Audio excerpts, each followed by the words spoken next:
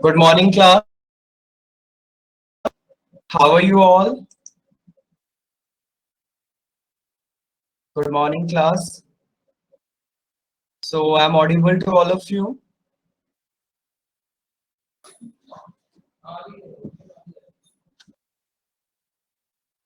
Good morning, everyone. सबको Audible हूँ मैं, साउंड क्लियर आ रहा है, प्रॉपर स्क्रीन दिखाई दे रही है।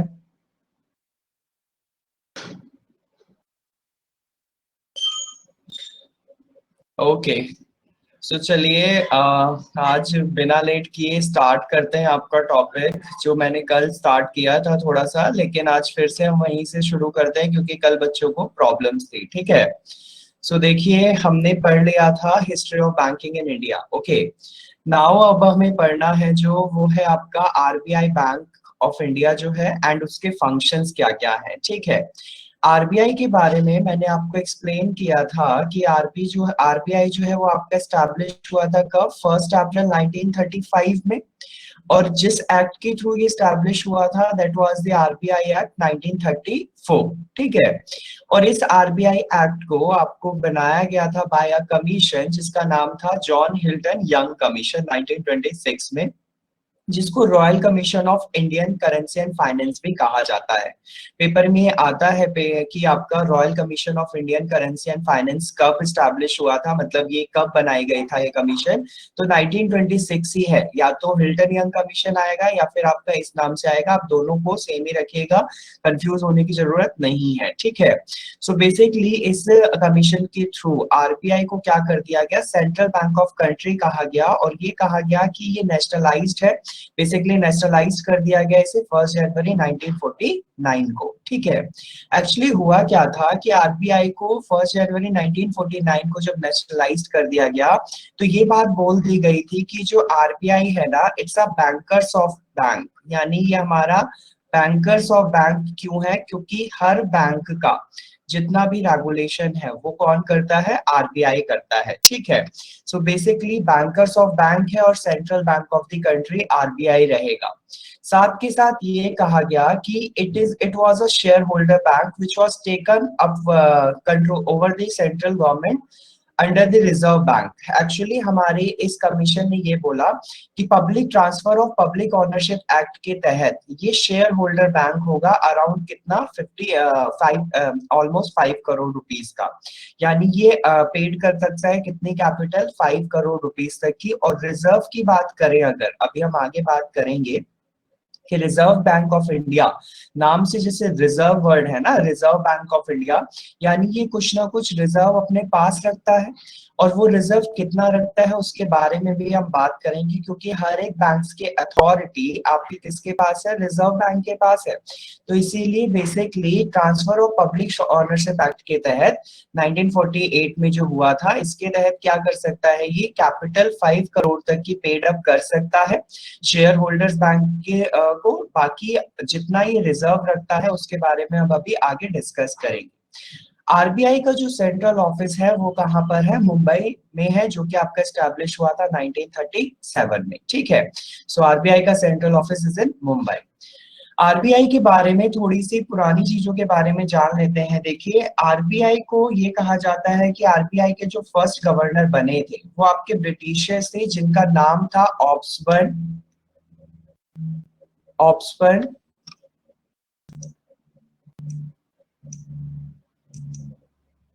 आरबीआई के जो फर्स्ट गवर्नर बने थे वो नाम क्या था, ऑब्सबर्न स्मिथ। ठीक है, Osborne Smith was the first RBI governor.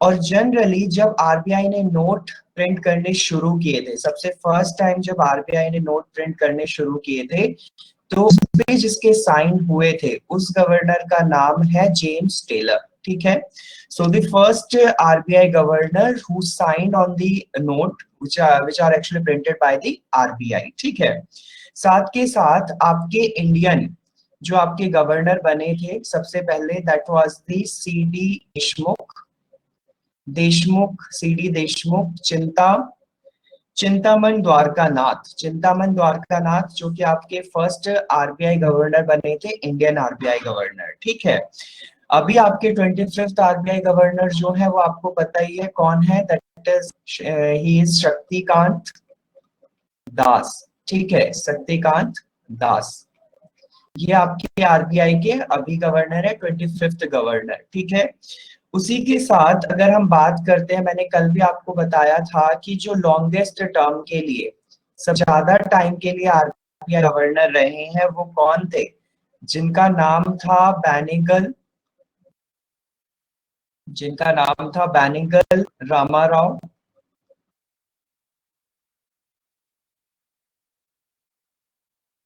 बैनिगल Rama Rao, ठीक है, बैनिगल रामाराव जो कि आरबीआई के लॉन्गेस्ट टाइम के लिए गवर्नर रहे।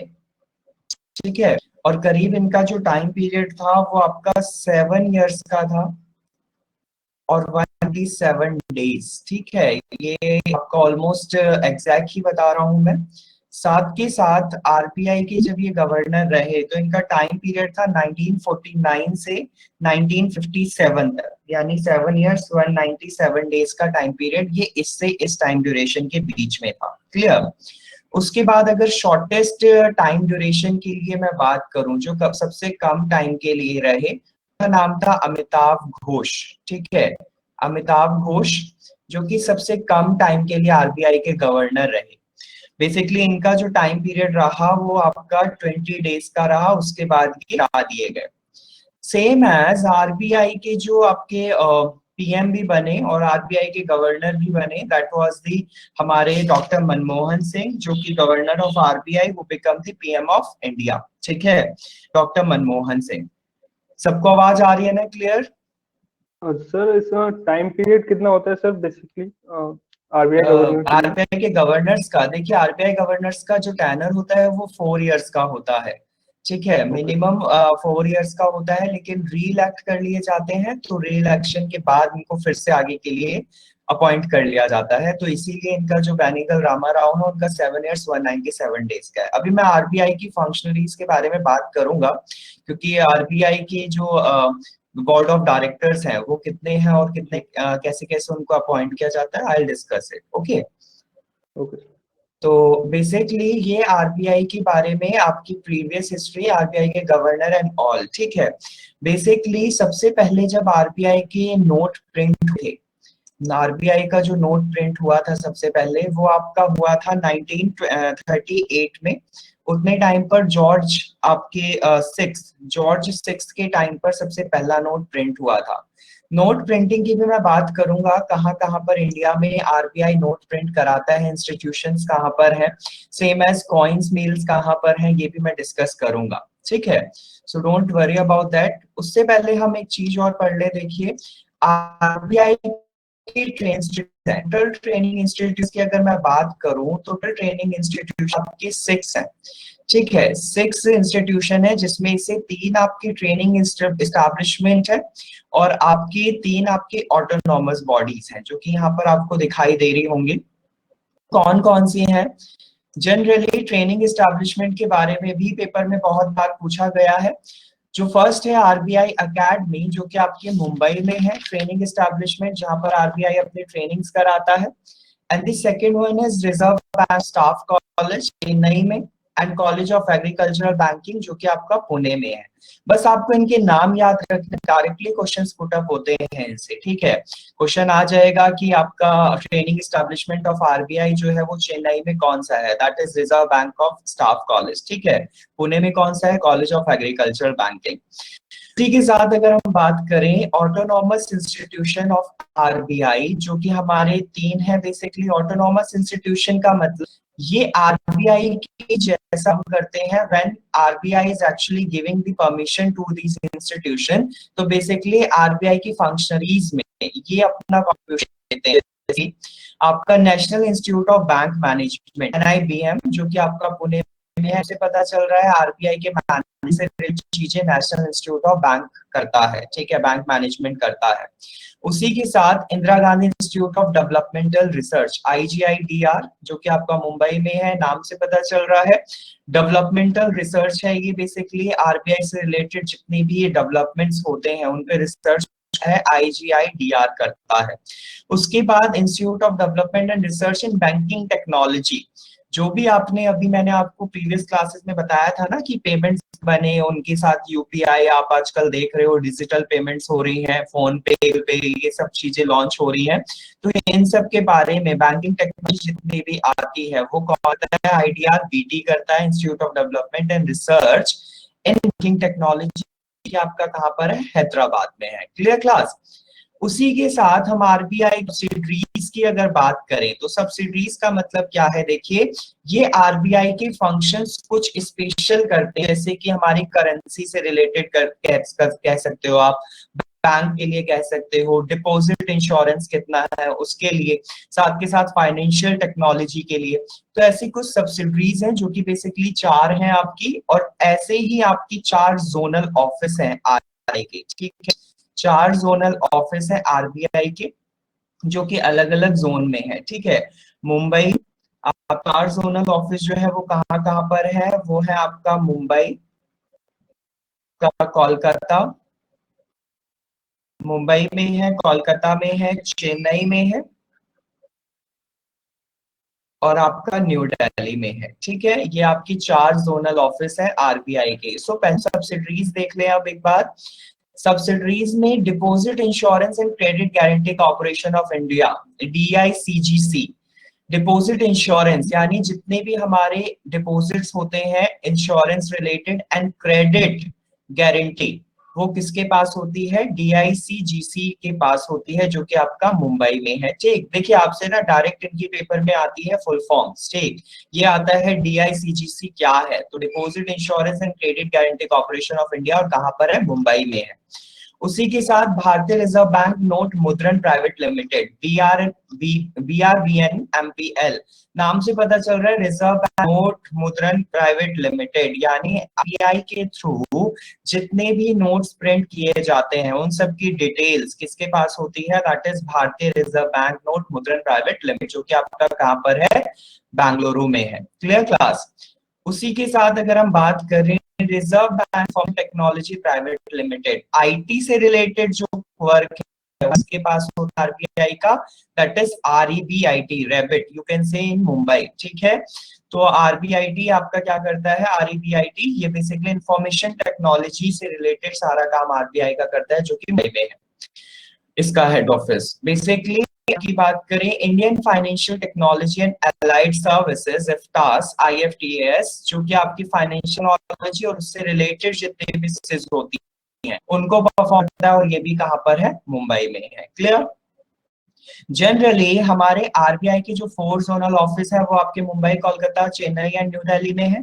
साथ के साथ हमारे इसके 27 रीजनल ऑफिसेज भी। ठीक है, आरबीआई 27 रीजनल ऑफिस, ये भी बहुत पूछा जा चुका है कि कितने रीजनल ऑफिसेज हैं, और साथ के इसके 4 सब ऑफिसेज हैं। ठीक है, 4 सब ऑफिसेज का मतलब जो इन कनेक्ट होकर काम करते हैं। ठीक है, तो 27 रीजनल ऑफिसेज, 4 आपके सब ऑफिसेज।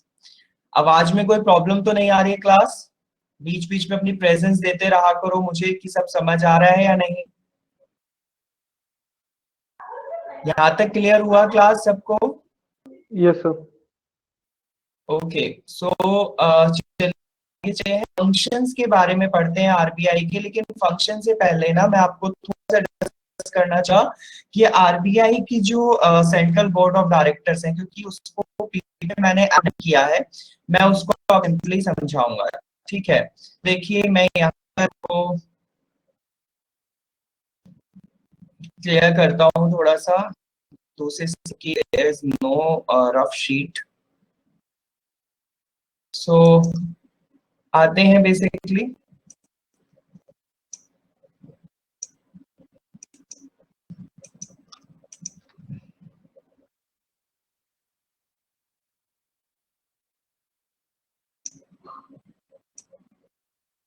सो देखिए आरबीआई की सेंट्रल बोर्ड ऑफ डायरेक्टर्स, यानी आरबीआई में कितने मेंबर्स हैं उनकी बात करते हैं। सेंट्रल बोर्ड ऑफ डायरेक्टर्स कितने हैं और इनका किस तरीके से डिस्ट्रीब्यूशन किया गया है। ठीक है, सेंट्रल बोर्ड ऑफ डायरेक्टर्स जो आरबीआई के, ये बेसिकली ना मेंबर, ठीक है। 21 मेंबर्स हैं, जिसमें से ना आप ये कह सकते हो सेंट्रल बोर्ड ऑफ डायरेक्टर से गवर्नमेंट ऑफ इंडिया, यानी हमारी गवर्नमेंट के थ्रू जो अपॉइंट किए जाते हैं, that is 12 government of India के 12 मेंबर्स होते हैं, और आरआई के हैं आपको 8 मेंबर्स। कैसे होगा? और जो आपका एक बचा मेंबर है कि 12 और 8 20 हो गए, उसके साथ एक गवर्नर, टोटल 21 मेंबर्स ये सेंट्रल बोर्ड ऑफ डायरेक्टर्स में होते हैं। लेकिन है कौन कौन? बेसिकली गवर्नर को तो सेपरेट रखेगा, फर्स्ट पे आपके कौन हो? गवर्नर हो गए, ठीक है। सेकंड नंबर पर अगर हम बात करें तो वो है आपके 4 डिप्टी गवर्नर, ठीक है। चार होते हैं डिप्टी गवर्नर। थर्ड नंबर पे 4 होते हैं डायरेक्टर्स। हमारे वॉइस किए ब्रेक हो जाते रही है हैं। फिर से। अच्छा, वॉइस ब्रेक हो रही है वॉइस फिर से। प्रॉब्लम हो रही है सर। एक मिनट।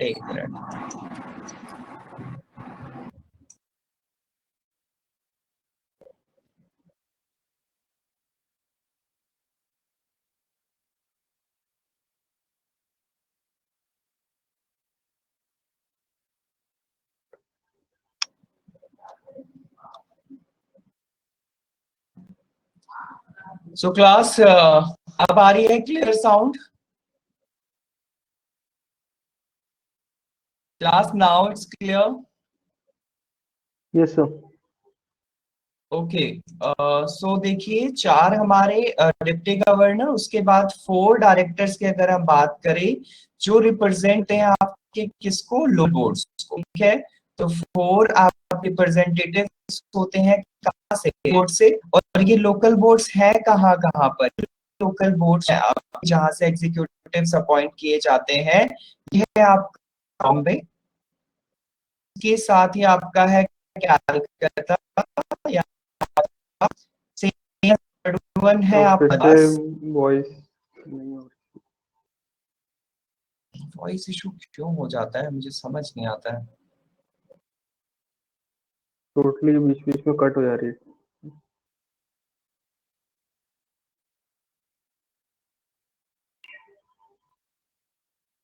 देखिए 4 डायरेक्टर्स जो कि लोकल बोर्ड से अपॉइंट किए जाते हैं, वो है आपके मुंबई से, कोलकाता से, मद्रास से, और आपका 4 नंबर पे है न्यू दिल्ली, ठीक है। ये बेसिकली 4 डायरेक्टर्स आपके लोकल बोर्ड अपॉइंट किए जाते हैं। अब क्लियर आ रहा है साउंड?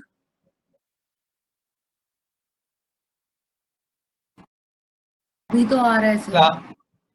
ओके ओके, मैं स्लो लूंगा क्योंकि मेरे को लग रहा है ज्यादा जल्दी से शायद नेटवर्क्स ब्रेक होते हैं।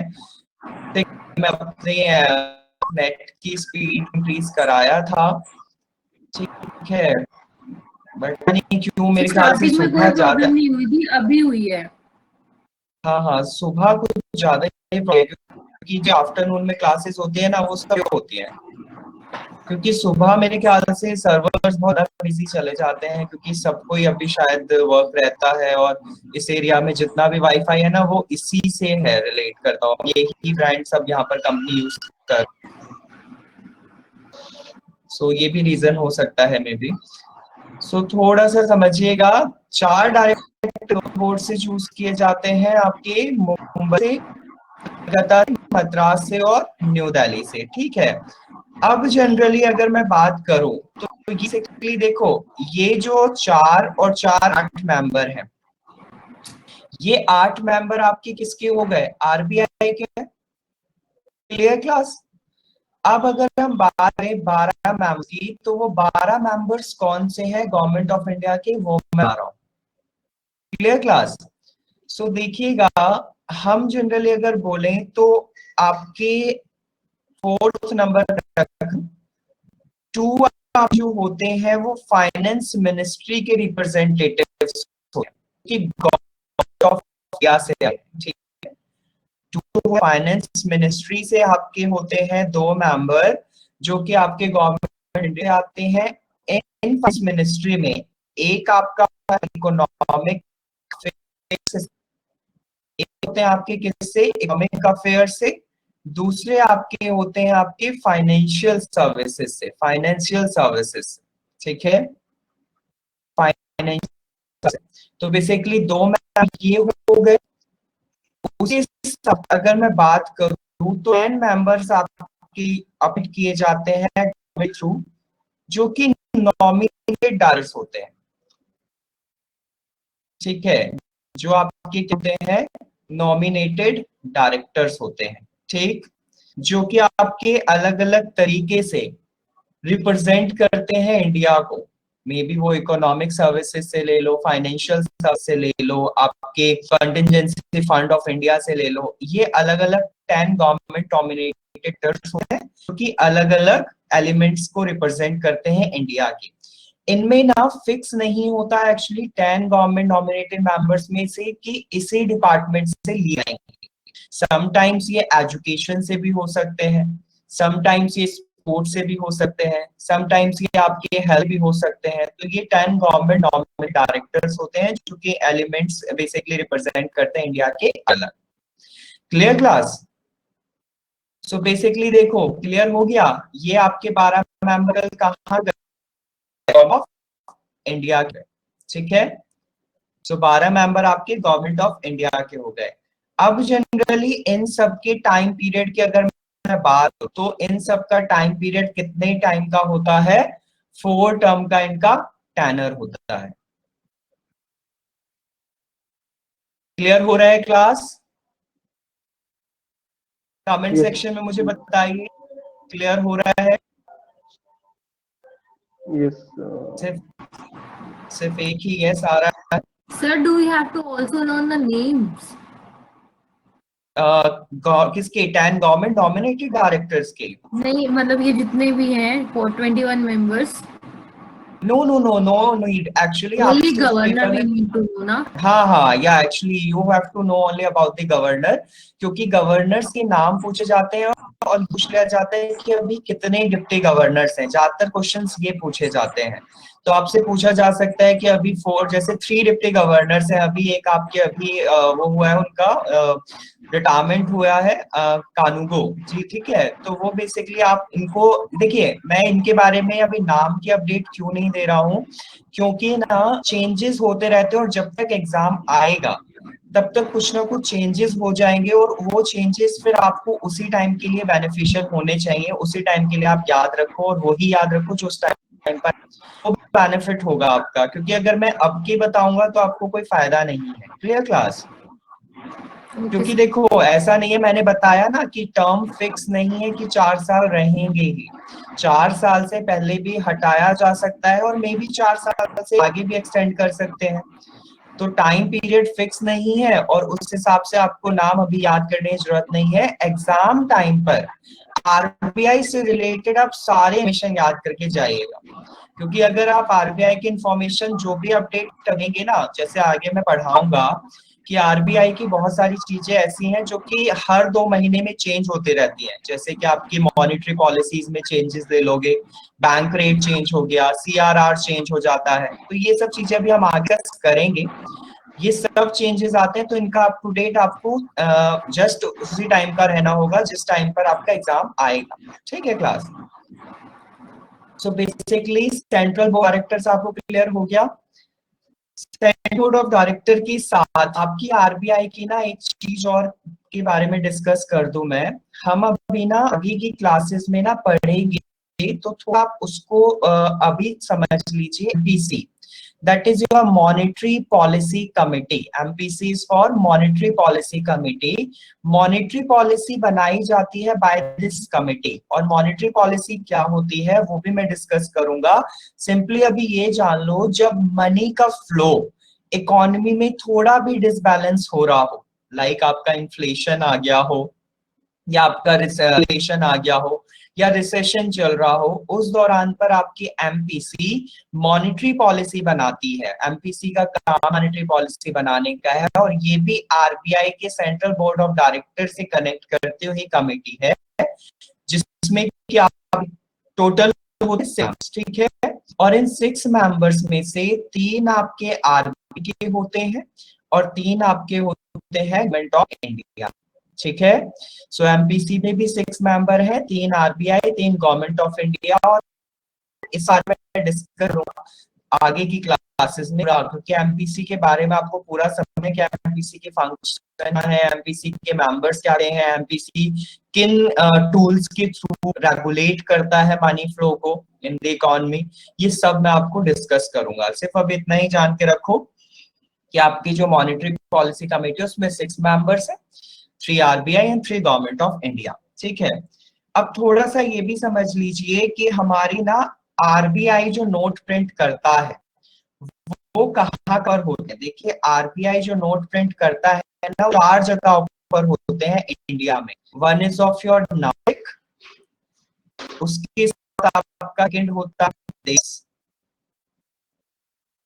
उसके साथ आपका होता है दैट इज सू, उसके साथ अगर बात करें आप है सालबोनी, 4th नंबर पे है सालबोनी। ठीक है। देखिए आपका नासिक कहाँ पे है, नासिक है आप महाराष्ट्र में। देवस आपका कहाँ है, देवस का एमपी में। मैसूर की बात कर तो मैसूर है का कर्नाटक में। ठीक है। एंड सालबोनी की अगर बात, Salboni is the place in West Bengal. ठीक है। ये आपका कहाँ पर है, वेस्ट बंगाल में है। तो ये 4 जगहें हैं जहां पर आरबीआई के नोट प्रिंट किए जाते हैं। और ये भी याद रखिएगा आरबीआई जो नोट प्रिंट कराता है उसका कुछ रूल है जिसके तहत ही वो रूल प्रिंट करा सकता है, और कितने करा सकता है ये भी उसमें है। ठीक है। सो बेसिकली आप इतना याद रखिएगा कि 4 जगहों पर नोट प्रिंट होते हैं। एंड ये जो है देवस, देवस जो जगह है ना, यहाँ पर नोट पे जो क्योंकि आपने देखा है ना वो इंक इजिली गीला होने पर भी नोट बेकार नहीं होती, तो बेसिकली जो इंक बनती है नोट प्रिंटिंग के लिए दैट इज इन देवस, यहाँ पर बनती है, देवस बनती है। ठीक है। उसी के साथ आपका जो आरबीआई नोट प्रिंट है कहाँ बनता है, ये पर बनता है होशंगाबाद। कहाँ पर बनता है, होशंगाबाद। और होशंगाबाद कहाँ पर, it is in MP. Clear class. So आपके नोट का पेपर होशंगाबाद में बनता है एमपी में, और इन 4 जगहों पर नोट प्रिंट होते हैं और इंक बनती है देवस में। इससे रिलेटेड क्वेश्चन पूछा है। साथ साथ आपसे क्वेश्चन बनता है जो कॉइन है, जो कॉइन मिल है वो कहाँ पर है। एक्चुअली जो कॉइन मिल है वो भी 4 जगहों पर है।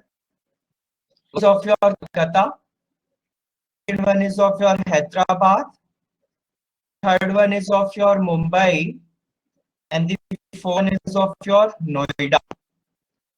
तो हम बोलते हैं टकसाल, कॉइन मिल को हम टकसाल बोलते हैं हिंदी में। ठीक है। ये आपकी 4 जगहों पर होती है, में, हैदराबाद में, मुंबई में एंड नोएडा में।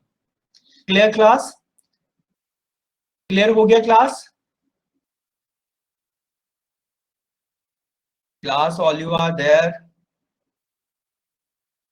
सबको समझ आ रहा है? आई थिंक वॉइस का इशू नहीं हो रहा है अब। ओके क्लास, तो चलिए ये आरबीआई के बारे में मैंने आपको क्लियर कर दिया।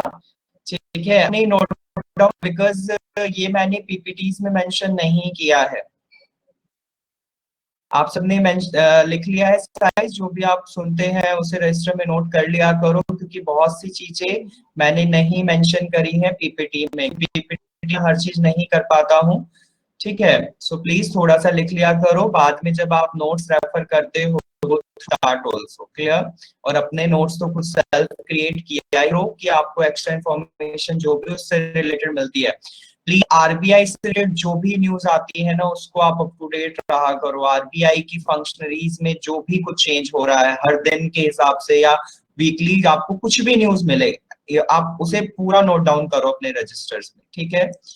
उसी के साथ चलिए अब हम स्टार्ट करते हैं में। ठीक है। मैंने आपको आरबीआई को समझा दिया कि आरबीआई कैसे आया, कैसे नहीं, आरबीआई की ऑटोनॉमस बॉडीज, इंस्टीट्यूशन, आरबीआई की करेंसी, नोट, एवरीथिंग। क्लियर।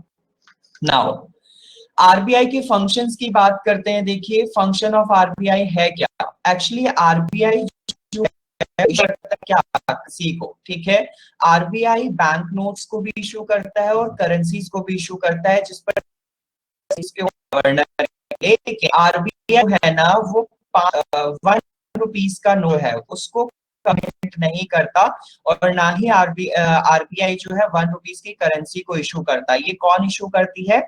ये सेंट्रल गवर्नमेंट इशू करता है, और इस पे जो साइन होते हैं वो किस होते हैं? फाइनेंस सेक्रेटरी के होते हैं। सेक्रेटरी की 1 रुपीस के नोट पर साइन करती है और उनको इशू करती है। जितनी भी करेंसी है वो सारी कौन करता है? आरबीआई करता है, ठीक है। बेसिक आता है with the of over the country. आपकी बॉडी है करेंसी, बेसिकली आप करेंसी चेस्ट बॉडी मत, आप सिंपली ये कह सकते हो करेंसी चेस्ट एक टॉक है जिसके थ्रू हमें ये डिसाइड करना होता है कि किस जगह पर कितनी करेंसी को डिस्ट्रीब्यूट कराना है, ठीक है। तो ये बेसिकली डिसाइड होता है, ये भी कौन डिसाइड करता है? आरबीआई डिसाइड करता है। सेकंड थिंग की अगर हम बात करें तो basic bankers to government, RBI जितने ट्रांजैक्शन है गवर्नमेंट के और पब्लिक डेप्थ, गवर्नमेंट बिजनेस की जितने भी ट्रांजैक्शंस हैं, साथ के साथ पब्लिक डेप्थ जितने भी हैं, ये कौन कराता है? आरबीआई कराता है। SBI or any other bank is appointed agents where RBI does not have office, provides ways and means advances to the government.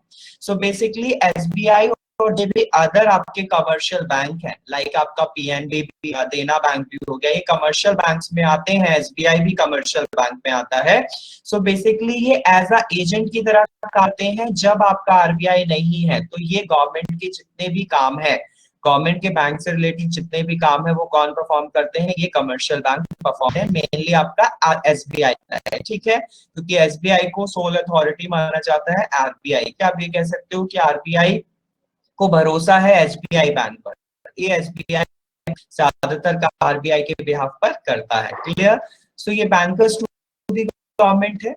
उस पर हम बात करें तो ये बैंकर्स बैंक जो है आपको स्टार्टिंग में बता था, बैंकर्स बैंक का मतलब क्या है कि ये ना हर बैंक का एक डिपॉजिट रखता है, हर कमर्शियल बैंक का एक डिपॉजिट रखता है अपने पास, जिसको हम बोलते हैं CRR।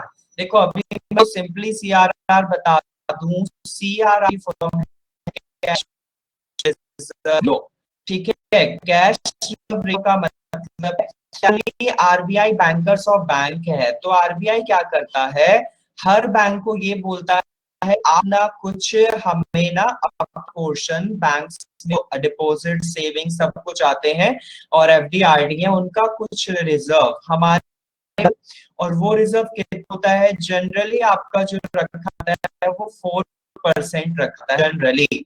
सो बेसिकली अगर किसी बैंक के पास 100 रुपए है तो उसका 4 यानी 4 रुपए आपके किसके पास जाएंगे, और वो आरबीआई हमेशा कैश की फी लेता है। So basically RBI other bank से उस जो कि बैंक्स के पास सिर्फ एफडी आरडी और आपकी सेविंग्स अकाउंट्स इन सब के रूप में डिपॉजिट्स हैं, उनकी सारे रिजर्व का 4% अपने पास रखने के लिए बात करता है, जिसको हम CRR बोलते हैं। सो ये कमर्शियल बैंक के डिपॉजिट्स को रखता है, जिसको हम CRR कहते हैं। It's act landers of last resort. Landers of last हमारा क्या होता है? ये वर्ड ना बहुत मेन है, LOLR बहुत मेन वर्ड है। जब कब इंटरव्यू में जाए ना और आपसे आरबीआई के फंक्शंस की अगर बात हो जाए कभी और आपने LOLR का जिक्र नहीं किया तो समझ लो इंटरव्यू में बहुत प्रॉब्लम्स आएंगी, क्योंकि LOLR वर्ड आरबीआई के लिए इतना इंपॉर्टेंट है ना, और ये इंटरव्यूअर जो होते हैं वो आपके सुनने को तैयार होते हैं कि आपसे ये वर्ड निकले मुंह से, LOLR। तो LOLR क्या है? नाम से पता चल रहा है, lender of the last resort. देखिए जब किसी भी बैंक के पास जो कि आरबीआई की एलिजिबल लिस्ट में आते हैं उनकी बात हो रही है, ऐसे नहीं कि हर कोई बैंक आरबीआई के पास चला जाएगा फाइनेंशियल असिस्टेंट के लिए। फाइनेंशियल असिस्टेंस के लिए मतलब मान लो कोई इमरजेंसी है और किसी बैंक के पास पैसा नहीं बचा तो भाग दौड़ के बैंक किसके पास जाएगा? आरबीआई के पास पहुंचे, वही उसका लास्ट रिसोर्ट है कि वही उसको उधार दे सकता है। इसका मींस ये है landers of the last resort. साथ के साथ ये प्रोवाइड कर रहा है एक्सपोर्ट क्रेडिट रीफाइनेंस का मतलब ये है कि जनरली फाइनेंस के ऊपर फाइनेंस कराना, और जितने भी वो एक्सपोर्ट रिलेटेड चीजें है ना उन पर फाइनेंस कराना, ये भी आरबीआई का काम है। साथ के साथ एडजस्टमेंट फैसिलिटी लैंडिंग एमएसएफ, देखिए इनके में डील्स तो बहुत अच्छे से लूंगा आगे की क्लासेस में, बाकी थोड़ा सा यहाँ पर एमएसएफ क्या होता है। देखिए एमएसएफ बेसिकली हमारी एक रिजर्व बैंक ऑफ इंडिया की ये एक इंटरेस्ट रेट ही है बेसिकली, जो कि आपका प्रोवाइड कराया जाता है जब कोई बैंक बोरो करता है। लेकिन ये जो होता है ना, ये इमरजेंसी की सिचुएशन में है, यानी कोई बैंक के पास इमरजेंसी आ गई, उसके पास पैसे नहीं है, तो आरबीआई ने कहा कि मैं पैसे दूंगा लेकिन तुम्हें ना ये पैसा बहुत जल्दी लौटाना पड़ेगा, और ये इतनी जल्दी लौटाना पड़ेगा कि आपको इसके साथ इंटरेस्ट जो देना होगा वो मैं डिसाइड करूंगा कि वो क्या इंटरेस्ट दोगे, ठीक है। सो बेसिकली आप ये कह सकते हो कि ये इमरजेंसी की सिचुएशन में भी 24 आवर्स के लिए जनरल होती है, यानी एमएसएफ के थ्रू जो पैसे दे रहे हैं ना बैंक्स को, वो ज्यादातर 24 आवर्स के लिए है, और ये कह देता है कि 24 आवर्स के लिए इतना इंटरेस्ट आप मुझे दोगे, और वो जो इंटरेस्ट रेट डिसाइड होता है वो किसके अंदर आता है, एमएसएफ के अंडर में आता है, marginal standing facility, MSF. Clear.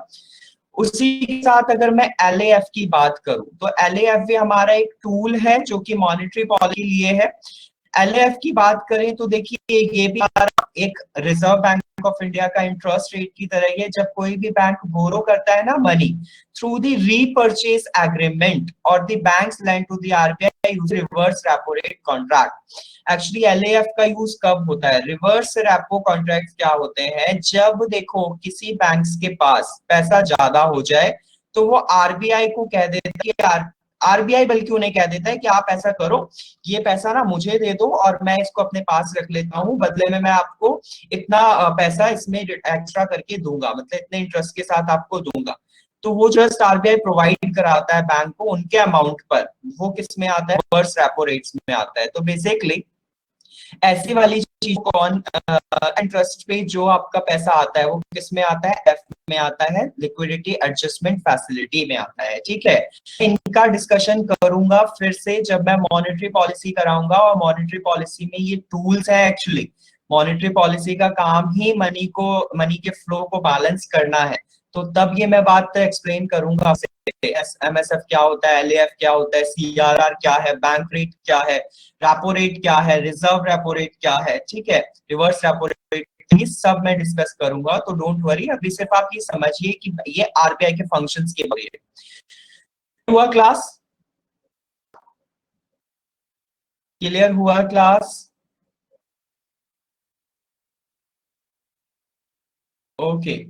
So basically अब हम आए हैं नेक्स्ट फंक्शन पर, इस controller of the banks. Controller of the मतलब क्या है, आरबीआई के सेकंड शेड्यूल, आरबीआई के शेड्यूल ऑफ एक्ट में जो आरबीआई बना था उसके सेकंड शेड्यूल में मैंने है कि ये सभी बैंक्स करेगा, कैसे उन इंस्पेक्शंस भी करेगा, उनकी मैनेजमेंट भी। बेसिकली अगर कभी भी आरबीआई ऐसा नहीं करता तो आरबीआई को इस बात का जवाबदेह होना पड़ेगा, आंसरेबल होना पड़ेगा, क्योंकि उसने बैंक्स को अथॉरिटी दी है कि वो उनकी हर एक मुसीबत में काम आए, और ये बेसिकली इसीलिए कंट्रोलर ऑफ द बैंक है, सिंपल सी बात है। साथ के साथ कंट्रोलर ऑफ द क्रेडिट, यहाँ पर आ गई है वही बात कि आरबीआई इंटरेस्ट रेट, ये क्रेडिट कंट्रोलर भी है दूसरे बैंक्स के लिए, ये इंटरेस्ट रेट को फिक्स करता है जो कि बैंक रेट्स भी है। एक्सरसाइज सिलेक्टिव क्रेडिट कंट्रोल, और ये सारे ऐसे क्रेडिट कंट्रोल्स बनाता है जो कि क्वालिटेटिव भी होते हैं। देखिए जो ये बात कर रहा हूं ना मैं, बैंक रेट के, आपके रिजर्व इसकी सीआरआर की, और आपके रिजर्व रेपो रेट की, एमएसएफ की, एलई, ये सब ना क्वांटिटेटिव टूल्स होते हैं। एक्चुअली क्वांटिटेटिव का मतलब जिनमें ना परसेंट, एक क्वांटिटी के हिसाब से कुछ चेंज आए, कुछ इंटरेस्ट जो है वो क्वांटिटी के हिसाब से लगाया जाए। जबकि अगर हम बात करें, कुछ टूल्स ऐसे हैं जो कि आपकी क्वालिटी में चेंज लाते हैं। क्वालिटी मतलब कुछ एक नई पॉलिसी ला दी, कुछ नई एक स्कीम ला दी, क्वालिटी बढ़ाई जा रही है, सेम चीज रही है, क्वांटिटी तो रही है लेकिन उससे क्वालिटी चेंज ला दिया गया है। ऐसे टूल्स के थ्रू भी कंट्रोल किया जाता है क्रेडिट। तो बेसिकली देखिए टूल्स क्या क्या बता रहा है, कैश रिजर्व रेशियो जो कि मैं डिस्कस कर चुका हूँ, stipulation of margin on securities, देखिए इन टर्म्स के बारे में ना आपको थोड़ा लेटर ऑन पता चलेगा, तो इनको अभी ऐसे ही क्वेश्चन मार्क बना के रखना है यहाँ पर, क्योंकि मैं इनको अभी यहाँ पर डिस्कस करूंगा ना तो बहुत लंबी क्लास खिंच जाएगी और ये जनरली आएंगे आगे, तो इसीलिए इनको तभी बेहतर होगा डिस्कस करना। डायरेक्टेड क्रेडिट गाइडेंस, ये दोनों चीजें मैं आगे बताऊंगा, क्वेश्चन मार्क करके रख। ये बेसिकली हमारे कुछ क्या है, ये याद रखिए गोल करने के लिए है क्रेडिट, ठीक है। सिक्योरिटीज देखो, अगर आप समझ लो तो मार्जिन ऑन सिक्योरिटीज एक्चुअली हमारी गवर्नमेंट ना कुछ मार्जिन प्रॉफिट्स रखती है अपने पास, क्योंकि अभी भी गवर्नमेंट जो है इंटरेस्ट, अगर मान लो किसी बैंक ने कोई लोन दिया किसी भी पर्सन को, तो एक्चुअली जब वो लोन देती है ना, तो वो लोन कब देगी, जब वो उसके पास पैसा बहुत होगा।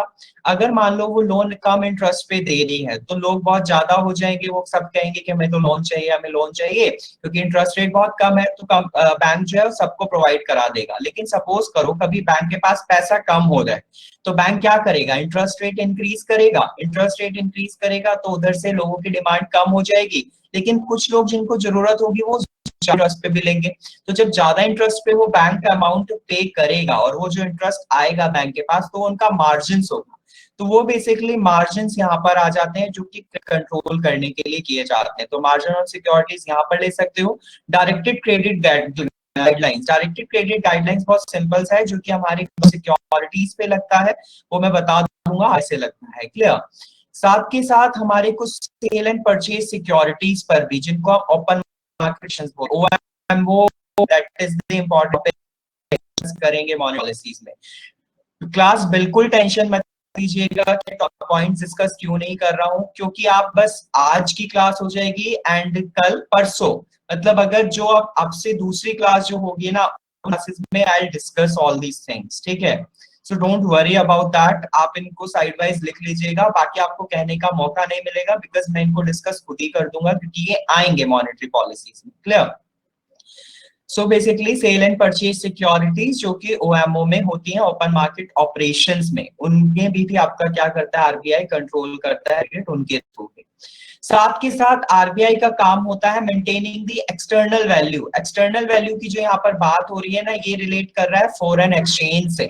फॉरेन एक्सचेंज मतलब आरबीआई के पास बाहर से जितना भी पैसा आता है, देखिए हमारे पास, हमारे इंडिया में कुछ लोग बाहर भी वर्क कर रहे हैं, कुछ लोग क्या, बहुत लोग एनआरआईज हैं जो कि इंडिया में भी इंडिया में अपनी कमाई का कुछ हिस्सा बेचते हैं। सो बेसिकली ऐसे इंटरनल वैल्यूज को तो कंट्रोल ही है, साथ के साथ एक्सटर्नल वैल्यू को भी मेंटेन करता है, और इसके लिए आपका एक एक्सचेंज है जिसको नाम दिया जाता है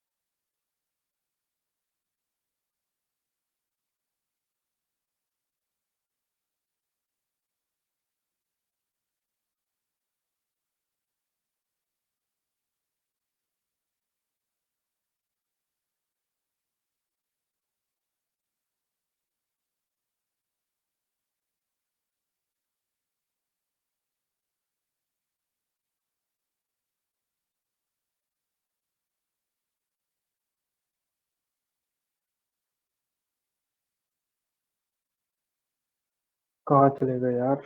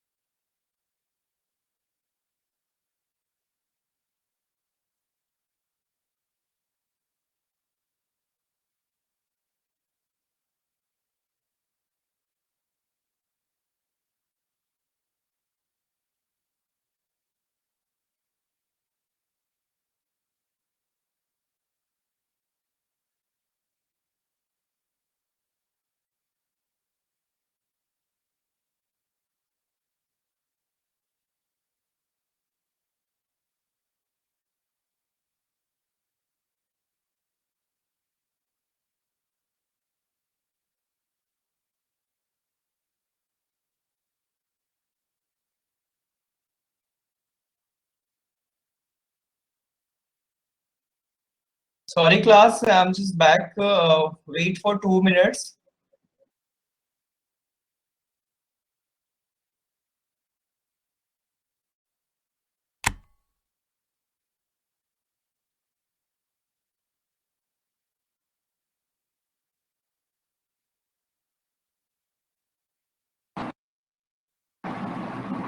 चलो मैं पढ़ाती हूँ। क्लास चालू, आप मत पढ़ाइए, करिए थोड़ा सा।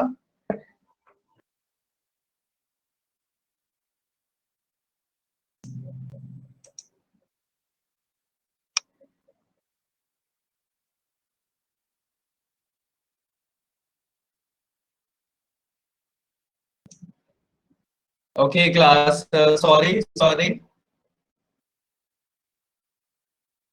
अमन, आपको लेना है मुझसे? अमन, आप ऐसा कह रहे हैं कि आपको मुझसे नहीं आया है? अच्छा क्लास, स्क्रीन शेयर हो गई फिर से, एक बार प्लीज देखिए। Sorry for this. And voice भी आ रही होगी। अमन, क्या कह रहे हो आप?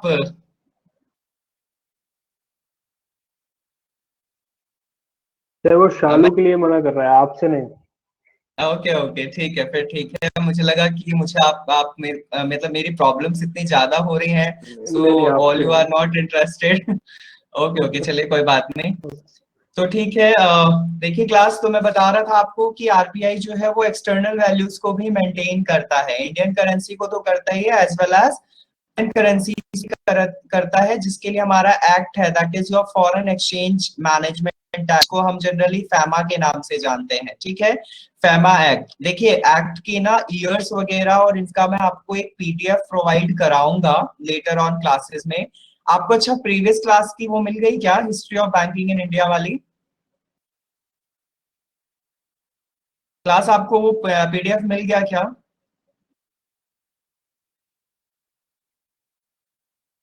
बताइए प्लीज, जल्दी कमेंट कर दीजिएगा।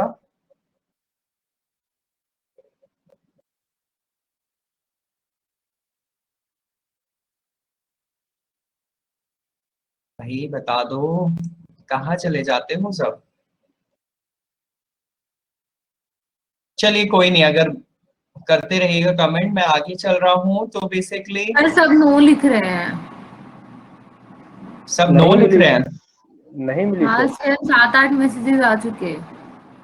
अच्छा, मुझे मैसेजेस शो नहीं हो रहे, सॉरी। सर चलिए नहीं तो मिली। बेसिक, ओके ओके ठीक है, मैं आज फोन करके बोल दूंगा, वो आपको सेंड कर देंगे। सो बेसिकली आपका फॉरेन एक्सचेंज मैनेजमेंट एक्ट फैमा के थ्रू आरबीआई मैनेज करता है फॉरेन करेंसीज को, ठीक है। फॉरेन एक्सचेंज को रेगुलेट करने का काम आरबीआई के पास है इस एक्ट के थ्रू।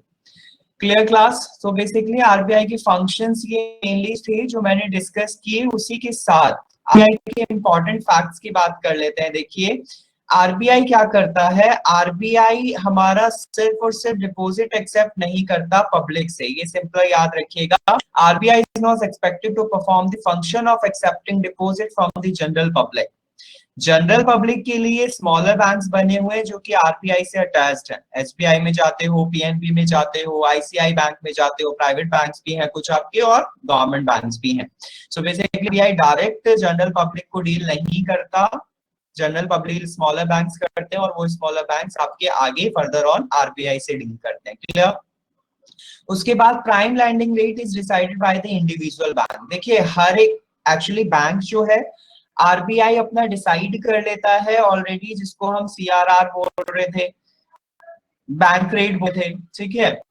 बैंक रेट और ये सब इंटरेस्ट रेट है, ये सब डिसाइड कर लेता है आरबीआई। लेकिन जितना भी अदर इंडिविजुअल बैंक जो है पीएनबी, एसबीआई और आपके प्राइवेट बैंक्स भी, उन सबको अपना अलग अलग लैंडिंग रेट डिसाइड करना होता है, यानी इंटरेस्ट रेट डिसाइड करना होता है कि कितने पर वो किसी को भी मनी लैंड करेंगे, ठीक है।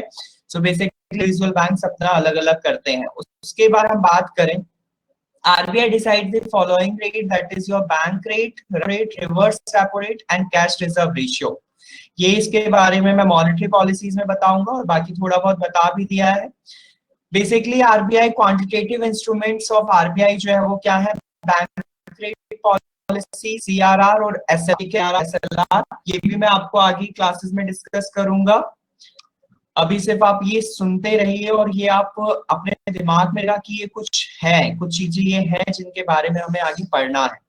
उसी के साथ आरबीआई का काम होता है मॉनेटरी पॉलिसी को बनाना, जिससे कि कर किया जा सके इन्फ्लेशन। इन्फ्लेशन का सिंपल सा मतलब ये है कि जब किसी भी चीज की डिमांड बढ़े और डिमांड बढ़ेगा तो प्राइस बढ़ेगा और प्राइस बढ़ेगा तो मनी की वैल्यू होने लग जाएगी, कम होने लग जाएगी, वो हमारा इन्फ्लेशन है। सो बेसिकली मॉनेटरी पॉलिसी हमारी बनाई जाती है कंट्रोल करने के लिए इन्फ्लेशन को। सो इसी के लिए आरबीआई मॉनेटरी पॉलिसी बनाता है, ये भी आरबीआई का काम है, इंपॉर्टेंट फैक्ट्स में है। Holding and flow of into the neglect sector. Neglect sector में मैंने आपको शायद ये वर्ड सुना होगा, होल्डिंग। क्लास होल्डिंग में होता पता है क्या है, देखिए कभी भी जब किसी चीज का स्टॉक या डिमांड बहुत ज्यादा हो, सपोज करो मार्केट में डिमांड है 1000 केजी फ्रूट्स की, एंड 1000 केजी फ्रूट्स की जिस गोडाउन में वो रखा गया है वहां के मालिक ने क्या किया, सपोज करो 400 केजी फ्रूट को छुपा लिया और 600 केजी मार्केट में रख दिया। अब हुआ क्या, डिमांड तो ज्यादा की थी, उसने दिया वहां पर कम है, साथ के साथ उसने कुछ जो है अपने पास रख लिया है। होल्डिंग का मतलब हिंदी में सिंपली होता है जमाखोरी। जमाखोरी आप ये कह सकते हो कि उसने कुछ अमाउंट जो है वो अपने पास रख लिया और वो बचा लिया, उसको वो अलग रेट्स पर बेचेगा, मे बी हायर करके। तो इसको हम क्या बोलते हैं, जमाखोरी बोलते हैं, होल्डिंग बोलते हैं, ठीक है। सो होल्डिंग के लिए ना हमारा एक पनिशमेंट एक्ट भी है, कोई भी ऐसे होल्डिंग नहीं कर सकता। होल्डिंग के लिए एक एक्ट बना हुआ है, एसेंशियल कमोडिटी एक्ट। कोई भी कमोडिटी जो एसेंशियल है अगर उसको होल्ड किया जाता है तो उसके लिए पनिशमेंट है, जिसको एसेंशियल कमोडिटी एक्ट के थ्रू आरबीआई कराता है, आरबीआई लगवा सकता है, ठीक है, लगवाता भी है। तो ये हमारा क्या है, करता है आरबीआई करता है। साथ के साथ मैं ये बता चुका हूं कि RBI is a lender of last resort. RBI lenders of the last resort है, क्योंकि ये जनरली जितने भी हमारे एलिजिबल बैंक्स हैं उनको क्रेडिट प्रोवाइड करता है। देयर इज नो बैंक्स किसी भी बैंक के पास जब अमाउंट ना हो उस कंडीशन में, ठीक है, कुछ भी उनके पास पैसा नहीं है। साथ के साथ गवर्नमेंट ऑफ इंडिया डिसाइड करता है क्वांटिटी ऑफ कॉइन को कितनी करनी। आरबीआई ये डिसाइड करता है कि नोट कितने छापने हैं और कितने अमाउंट के छापने हैं, लेकिन गवर्नमेंट ऑफ इंडिया ये डिसाइड करती है कि क्वांटिटी ऑफ कॉइन्स कितनी छापनी है, ठीक है, कितनी करनी है, कितनी बनाने हैं कॉइन्स। अब देखिएगा ये चीज थोड़ी सी Actually, the method by which is currently in India issues the currency note. जो RBI इशू करता है करेंसी, वो किस सिस्टम के तहत आपका इशू करता है? That is minimum reserve system. Minimum reserve system ये इशू करने के लिए है नोट्स को. जनरली ये क्या है minimum reserve system? Actually RBI जो है वो 200 करोड़ 200 करोड़ रुपीस के जो नोट है वो छाप सकता है, लेकिन उसमें से एक्चुअली जो है वो 115 करोड़ रुपीस जो है वो उसको किसमें फॉर्म में रखेगा? गोल्ड की फॉर्म में रखेगा. बाकी की जो है यानी आपके 85 करोड़ रुपीस वो नोट आए या फिर वो कॉइन्स छपाए गवर्नमेंट ऑफ इंडिया, उनमें से वो किसमें कौन डिसाइड करेगा? मिनिमम रिजर्व सिस्टम के तहत वो बनेंगे. सिंपल सी समझ आई बात. 200 करोड़ रुपीस का अमाउंट है जिससे कि थ्रू वो नोट और कॉइन्स कर सकते हैं मैनेज, जिसमें से 115 जो है वो करोड़ किसकी फॉर्म में रहेंगे? गोल्ड की फॉर्म में रहेंगे, बाकी किसी फॉर्म में नहीं रहेंगे. गोल्ड की फॉर्म में इसलिए रहेंगे क्योंकि नोट को ज्यादा छाप कर रखना नहीं हो पाता है, जबकि आप गोल्ड्स को एज अ कॉइन्स की फॉर्म में रख लेते हैं, जिससे को हम बुलियंस फॉर्म में कहते हैं. इसलिए ये एक बहुत बेस्ट तरीका है मनी को फिक्स करने का in the form of bullions, यानी गोल्ड की फॉर्म में. Clear class? उसी के साथ कुछ इंपॉर्टेंट टर्म्स जो कि हम वैसे तो फर्दर ऑन क्लासेस में डिस्कस करेंगे क्लास, तो इनको मैं अभी नहीं ले रहा हूँ, इनको अभी नहीं करा रहा हूँ. नेक्स्ट क्लासेस में मैं डिस्कस करूंगा इनके बारे में, इस नेक्स्ट क्लास में मे बी.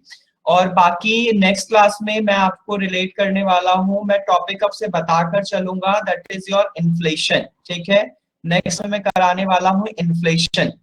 इन्फ्लेशन बताओ, जिसको हिंदी बोलते हैं मुद्रास्फीति. ठीक है, मुद्रास्फीति. बेसिक इन्फ्लेशन क्या है उसके बारे में आप थोड़ा सा पढ़ के रखिएगा, जिससे आपको समझने में प्रॉब्लम ना हो. Clear class? Clear class?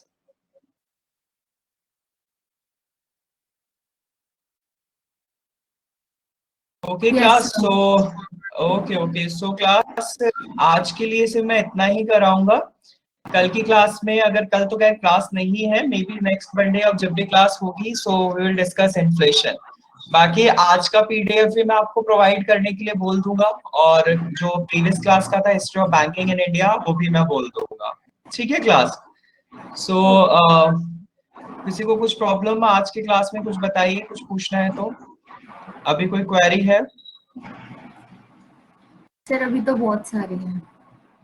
अच्छा, अभी बहुत सारी हैं. बताइए चालू. वैसे अगर धीरे धीरे अभी टॉपिक्स क्लियर होने दीजिए, फिर अगर प्रॉब्लम्स रहे तो मुझे बताइएगा. बाकी आई ट्राई मेक 100% श्योर कि आपकी बैंक से रिलेटेड जितनी भी चीजें हैं ना, I cover up all these things. ठीक, all these topics actually. Okay, so don't worry about that. Okay, so class, thank you so much for the today. मिलते हैं नेक्स्ट क्लास में. Okay class, thank you so much.